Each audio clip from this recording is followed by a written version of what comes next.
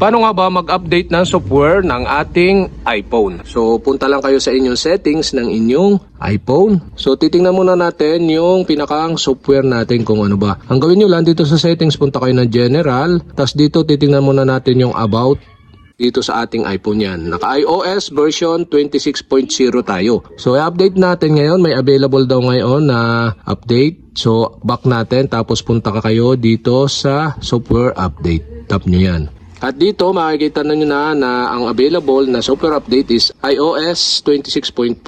Yan guys. So may makita kayo ditong update now button. So update na natin ngayon. Tap na natin yung update now button dito. So update requested. So nag-update tayo ng ating software. At dito makita nyo about 10 minutes remaining. So wait nyo lang yan hanggang dito sa dulo. So guys yan. Verifying update na nakalagay yan. Once na ma-download nyo na yung iOS 26.4.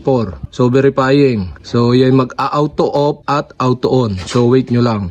Mabilis na yan. Tatapos na yung update na yan pagka ganyan na. Yan, nag-auto off na. So wait lang natin mag-auto on, auto off. So make sure lang yung battery nyo bago kayo mag-start is mga 80% man lang. 80 to 90 para sure. Pati storage nyo dapat mga mataas-taas.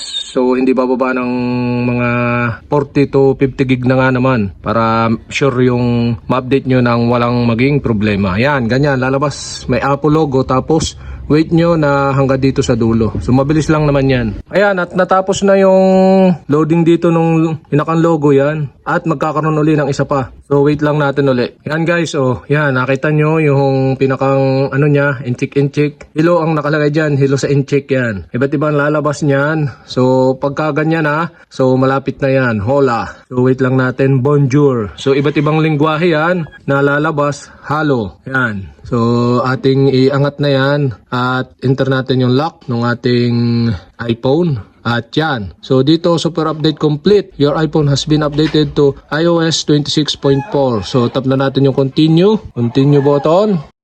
At yan, oh, welcome. So ito yung ating yan, get started button, tap natin. At yan, okay na. Check natin. Punta sa settings, general, tapos about, at dito makita nyo iOS version 26.4 na guys. Yan. Successful na nating na-update ang ating iPhone.